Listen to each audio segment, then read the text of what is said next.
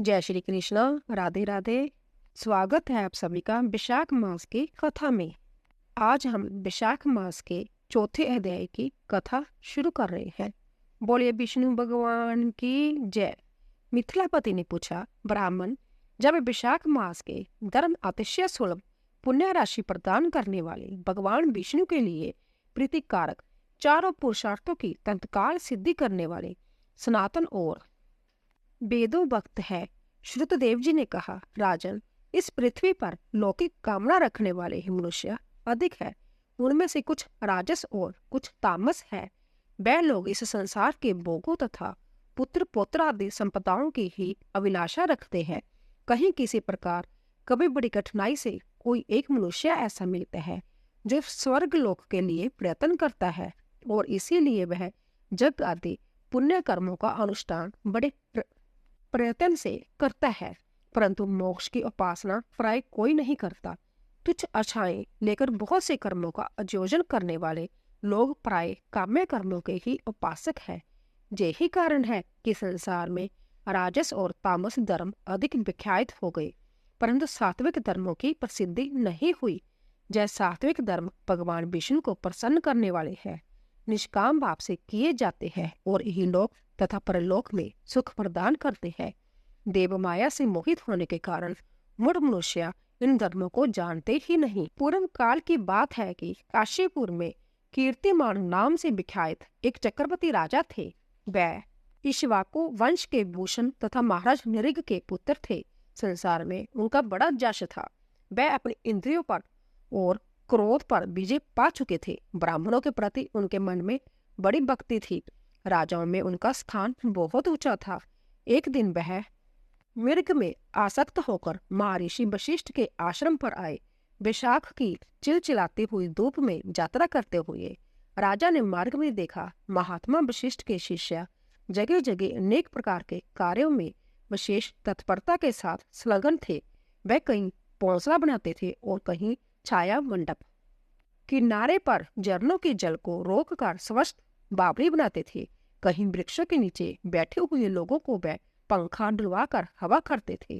कहीं ऊख देते, कहीं सुगंधित पदार्थ भेंट करते और कहीं फल देते थे। दोपहर में लोगों को छाता देते और संध्या के समय शरबत। कोई शिष्य घनी छाया वाले वन में जाड़ बुहार कर साफ किए हुए आश्रम के प्रांगणों में हितकारक बालुका बिछाते थे और कुछ लोग वृक्षों की शाखा में झूला लटकाते थे। उन्हें देखकर राजा ने पूछा, आप लोग कौन हो?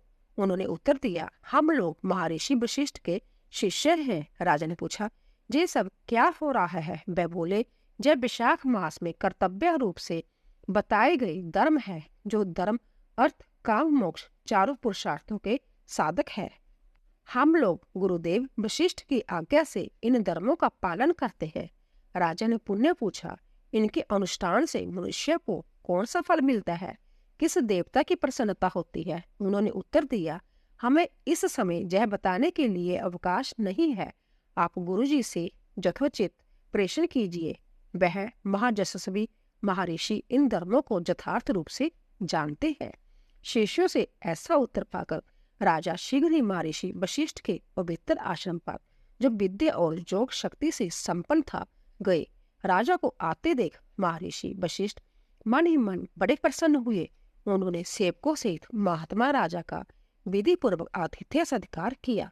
जब वह आराम से बैठ गए, तब गुरु वशिष्ठ से प्रसन्नता पूर्वक बोले, भगवान, मेरे मार्ग में आपके शिष्य द्वारा परम आश्चर्य में शुभ कर्मों का अनुष्ठान होते देखा है, किंतु उसके संबंध में जब प्रेषण किया तब उन्होंने दूसरी कोई बात न बताकर आपके पास जाने की आज्ञा दी।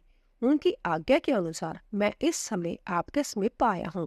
मेरे मन में उन धर्मों को सुनने की बड़ी इच्छा है। अंततः आप मुझसे उनका वर्णन करें।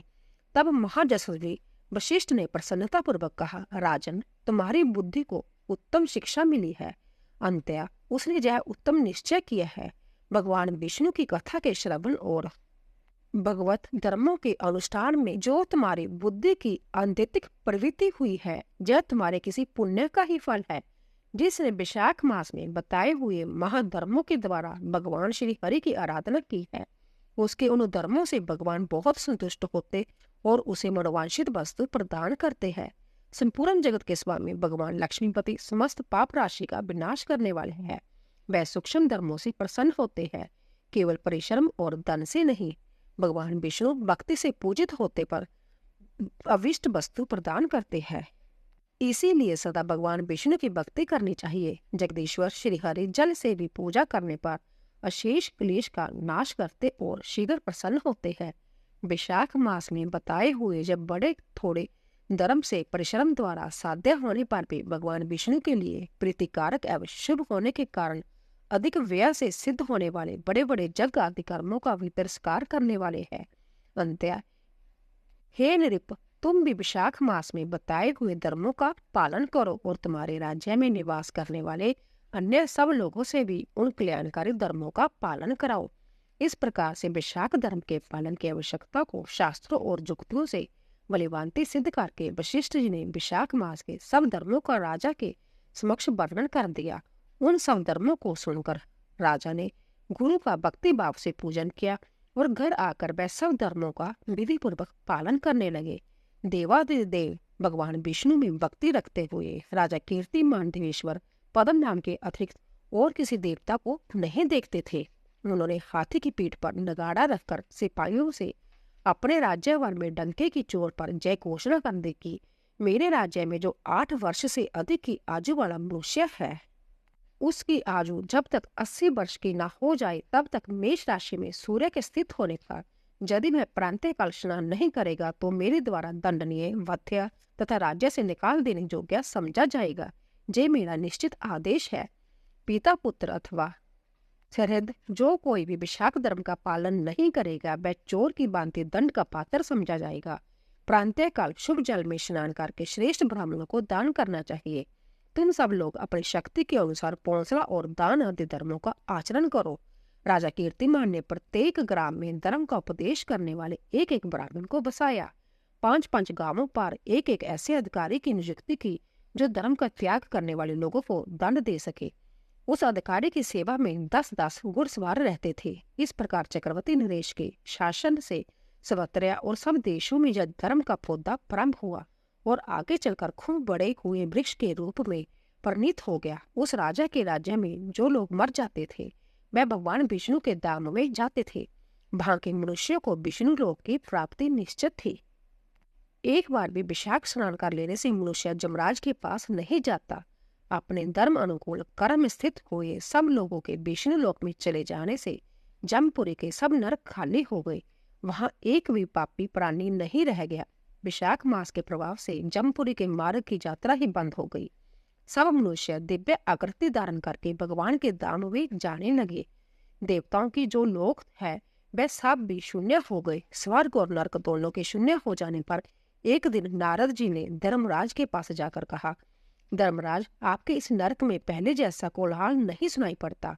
पहले की भांति पाप कर्मों का लेखा भी नहीं लिखा जा रहा।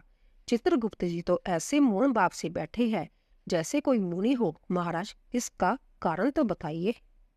महात्मा नारद के ऐसा कहने पर राजा जम ने कुछ दीनता के स्वर में कहा, नारद, इस समय पृथ्वी पर जो यह राजा राज्य करता है वह पुराण पुरुषोत्तम भगवान विष्णु का बड़ा भक्त है। उसके भय से कोई भी मनुष्य कभी विशाख मास का उल्लंघन नहीं करता। उस पुण्य कर्म के प्रभाव से सभी भगवान विष्णु के परम धाम में चले जाते हैं। मुनि श्रेष्ठ, उस राजा ने इस समय मेरे लोक का मार्ग लुप्त सा कर रखा है। स्वर्ग और नरक दोनों को शून्य बना दिया है। अंत्य ब्रह्मा जी के समीप जाकर जय सब समाचार उनसे निवेदन करके तभी मैं स्वस्थ होऊंगा।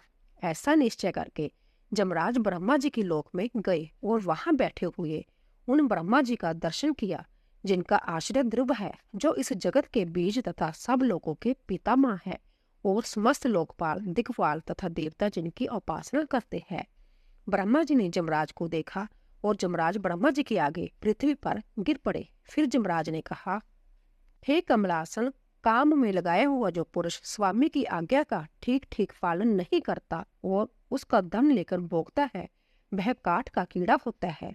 जो बुद्धिमान मनुष्य लोभवश स्वामी के धन का उपभोग करता है वह 300 कल्पों तक तिर्यक जोनि रूप नरक में जाता है। जो कार्य में नियुक्त हुआ पुरुष कार्य करने में समर्थ होकर भी अपने घर में ही बैठा रहता है, वह बिलाप होता है। देव, मैं आपकी आज्ञा से धर्मपूर्वक प्रजा का शासन करता आ रहा हूँ।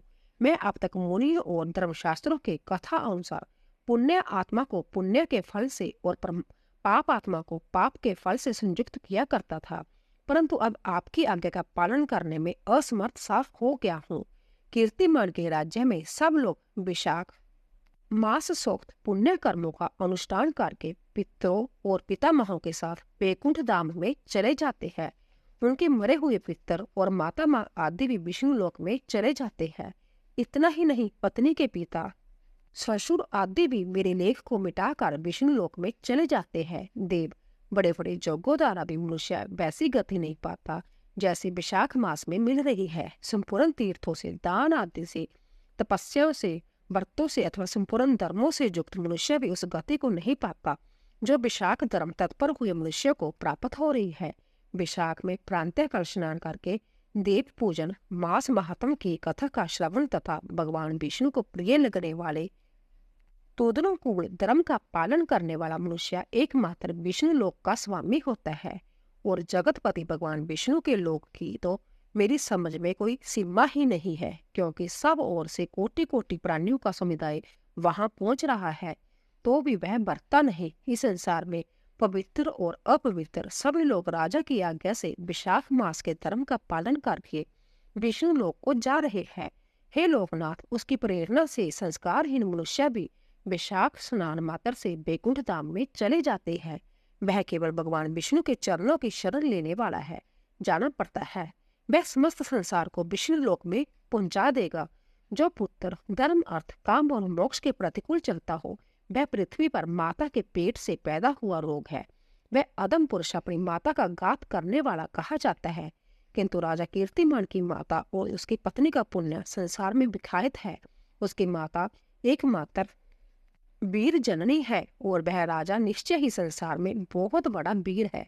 जिस प्रकार कीर्तिमान मेरी लिपि को मिटाने में उद्यत हुआ है, ऐसा दो प्राणों में और किसी का नहीं सुना गया है। भगवान विष्णु की भक्ति में तत्पर हुए राजा कीर्तिमान के सिवा दूसरे ऐसे किसी को मैं नहीं जानता जो डंका बजाकर घोषणा करते हुए लोगों को ऐसी प्रेरणा देता हो और मेरे लोक के मार्ग को विलुप्त करने की चेष्टा करता हो। तो दोस्तों, इसी तरह चौथा अध्याय पूरा हुआ। बोले विष्णु भगवान की जय। विशाख मास की कथा सुनने वाले सभी भक्तजनों का धन्यवाद।